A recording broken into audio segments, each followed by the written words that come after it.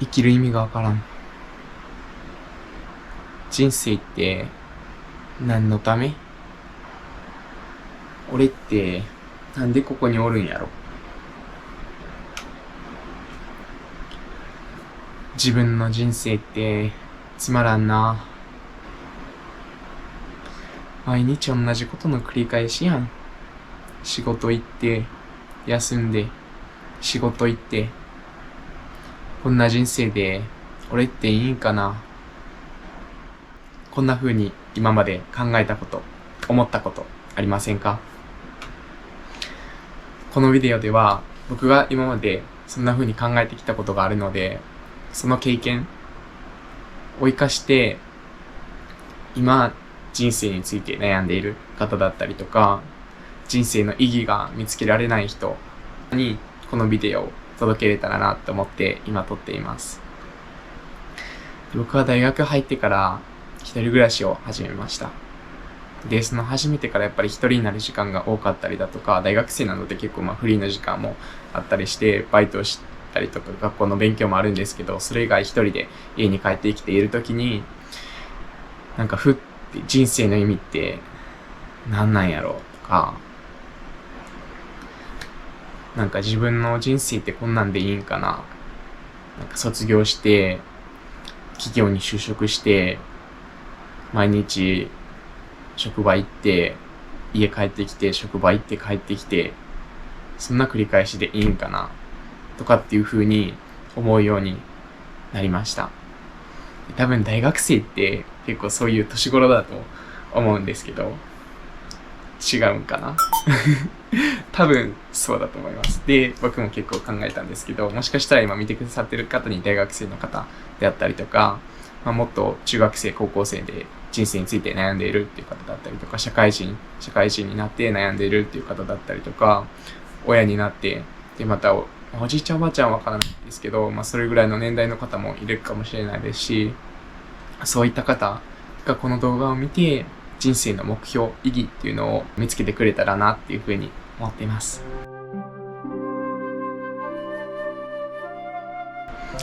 したら、人生の目標、僕が設定している人生の目標についてお話ししていきたいと思います。人生の目標なんですけど、あるフレーズ、アメリカのネイティブアメリカンのあるフレーズっていうのを YouTube のコメントで発見して、で、それが僕の人生の目標になっています。で、何かっていうとこれ英語なんですけど、英語をまず先に言います。When you were born, you cried, and the world rejoiced. Live your life so that when you die, the world cries, and you rejoice. で、日本語訳で言うと、あなたが生まれた時に、あなたは泣いて、世界は笑いました。あなたが天国に行くときに、世界が泣いて、あなたは喜べる。あなたが喜べるような人生を送りなさい。っていう意味になります。日本語訳聞いても、どういうことって思ったと思うんですね。これ僕の解釈なんですけど、僕がこのフレーズを解釈している僕の解釈としては、赤ちゃんとして生まれた時、もちろん赤ちゃんなんで、おぎゃーおぎゃーっていう風に泣きますよね。で、泣いて、で、その誕生にお母さんとかお父さんとかおじいちゃんおばあちゃん、で、周りの人、親戚の人とか、近所の人とかは笑って喜んでくれた。で、自分が天国に行く時、亡くなる時に、周りの人が泣いてくれる。僕が亡くなったことで泣いてくれて、自分は亡くなったけど、人生はそこで終わったけど、笑えるような人生を送りなさい。自分がその亡くなった時に笑えるような人生を送りなさい。っていう僕は捉え方をしています。で、じゃあその亡くなった時に笑えて、周りの人、自分がおる周りの人が泣いてくれる人生ってどんなんやろっって思った時に、大切な点としては、自分が幸せであり、相手も幸せである必要があると思うんですね。じゃないと自分が幸せじゃなかったら、自分が亡くなった時に笑えないですよね。自分の人生幸せやった。で、周りの人も幸せになってくれたっていうので、笑えないと思うので、やっぱり自分が幸せであることは第一。で、二つ目として、周りの人が泣いてくれる人生っていうのは、周りの人が幸せ。僕の人生を通してその周りにおる人が幸せにならなかったら、その人たちっていうのは泣いてくれないと思うんですよね。なんで僕が思うのは、自分が幸せであり、かつ周りの人も幸せにしていく。なんでみんながハッピーな状態、幸せな状態が目指すべき人生の目標なのかなっていうふうに思っています。で、そのみんなを幸せにすることに加えて、僕は自分が幸せで、その周りの幸せになっている人の数っていうのをできるだけ多く増やしていく。接した人はみんな幸せにするっていうぐらい、僕はその人生の目標にしているので、っていうのを目標にしています。人生の目標分かったんですけど、じゃあそのためにどうやって今後行動していったらいいのかっていうのをお伝えできればと思います。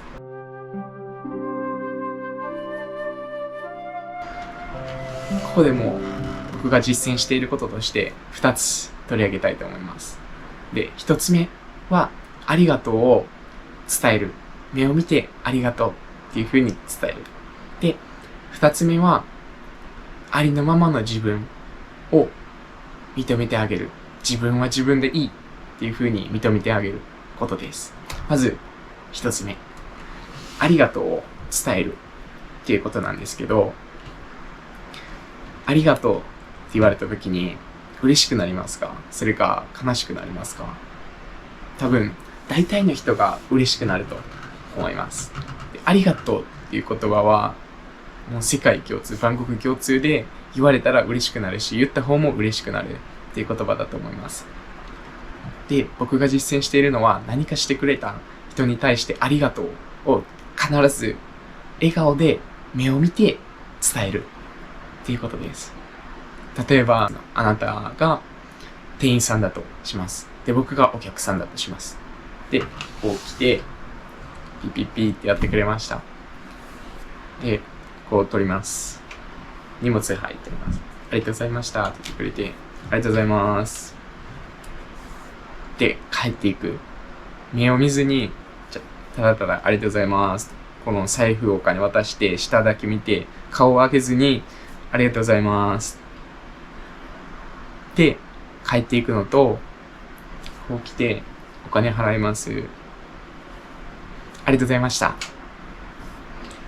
で、目を見て、必ず目を見るんですね。目を見て、ありがとうございました。っ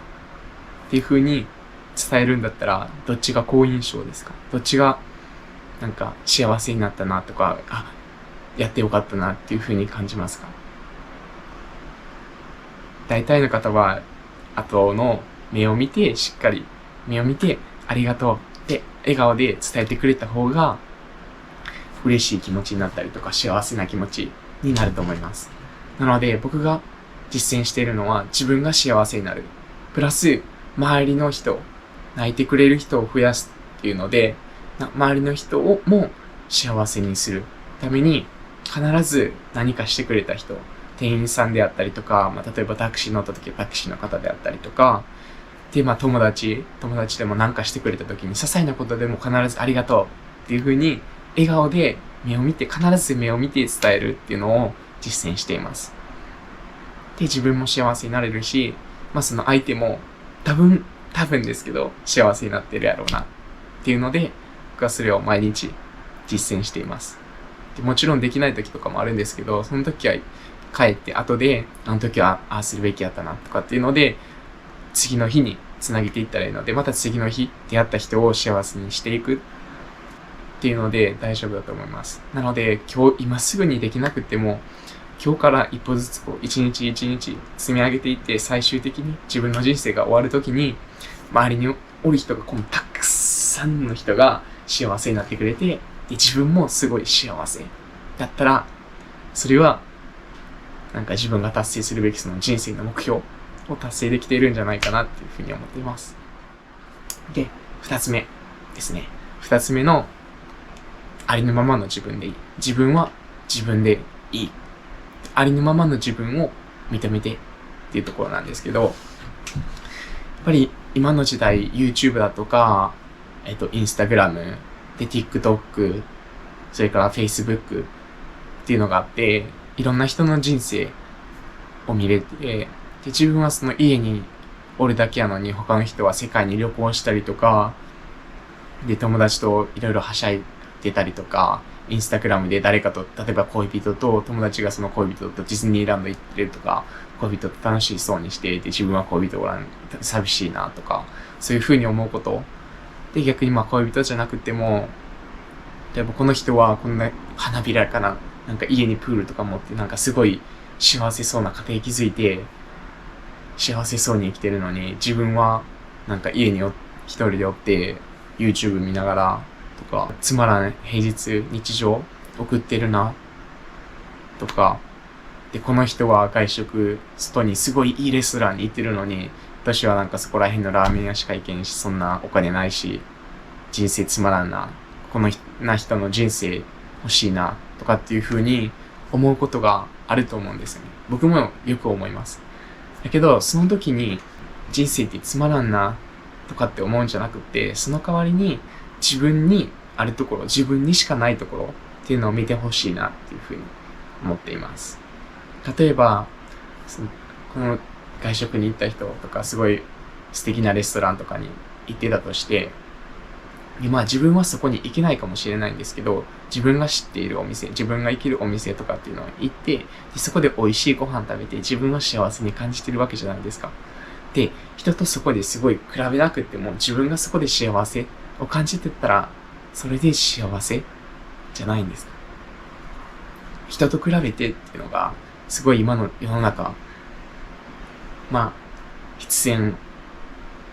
絶対に比べないことっていうのは難しいと思うんですけど、そこで比べるんじゃなくて自分にあるべきそこの例えばところ行って、で自分が幸せになるんだったらそこで自分は幸せやなっていう風に受け止めてほしい。で、例えば海外留学行ってたりとか、海外の旅行行ってたりとかして、で自分はなんか日本によってつまらんなとか、自分は家の中おって何もしてないなとか、この人はすごい花びらかな人生送ってるなって思った時も、その人生ってインスタグラムとか例えば YouTube とか載ってるってその人の人生の一部分、こんな長いところあってここを切り抜いて出してあるだけなんですよね。もちろんそれはご存知だと思うんですけど、それを見てなんかこの人の人生っていいなって思うんじゃなくて、その他にはなんかすごい辛いことがもしかしたらあるかもしれないですし、でこの部分と自分の人生を比べるんじゃなくて、この部分見ていいなって思うのは絶対あるんです。僕も思うので、これいいなって思って、じゃあ自分に何があるんやろ。例えば自分の趣味だったりとか、自分にできることとか、自分の考え方とかっていうのに目を向けたときに、その人と私って僕って絶対同じではないんですよね。で、その自分にあるところ、いいところっていうのを認めてあげて、じゃあ私にはこんないいところがある。やったらそれをなんか活かしてこういうことしていこうとか、仕事で例えば、僕も接客業とかしてたので、バイトで行った時に来た人に笑顔で話しかけて、それはもちろん変な人とかもおったりするんですけど、笑顔で話しかけて、でその人がなんか喜んでくれて幸せになったらいいなっていう風に気持ちを毎日じゃないんですけど、気持ちを変えて、でハッピーな気持ちで行くとかっていう風にすることで、人と比べない自分のありのまま、比べてもいいけど自分のいいところは常に認めてあげてほしいなっていう風に思ってます。で、この2点ですね、ありがとうを伝えるっていうのと、ありのままの自分を受け止める、自分は自分でいいっの2つをこれからまあ目に置いてとか頭に意識しながら今日皆さんにお伝えした人生の目標 When you were born, you cried and the world rejoiced. Live your life so that when you die, the world cries and you rejoice. っていう人生の目標を達成できるように周りにおる人がみんな自分が天国に行った時に泣いてくれる。で、自分がその時に笑っておれるような人生ってどんなんやろうっていうのを多分その解釈っていうのは一人一人異なると思うので僕が言ったような解釈じゃなくても大丈夫なのでなんか皆さんが人生の意味であったりとか生きる意味っていうのを少しでも多くの人がこのビデオを通じて見つけてくれたらすごく嬉しいなっていうふうに思っております。で、最後になるんですけどこの人生の目標だとか生きる意味ありがとうを伝えるっていうことだとか自分のありのままを受け入れる自分が自分でいいっていうこの2つを通してその人生の目標を最終的に自分が亡くなる時に達成できてで自分の人生はこれで良かったなとか楽しかったなっていう風に思えるような人生が送れたらいいなっていう風に思ってます。で皆さんの人生これから今迷ってるところだと思うんですけど今後の人生明日からの人生とかこれから何十年先とかっていうのもずっと幸せであることを祈っています。本当に今日は見てくださってありがとうございました。また今後もこういった人生が幸せになるようなビデオを投稿していくのでよかったらまたご覧ください。ありがとうございました。バイバイ。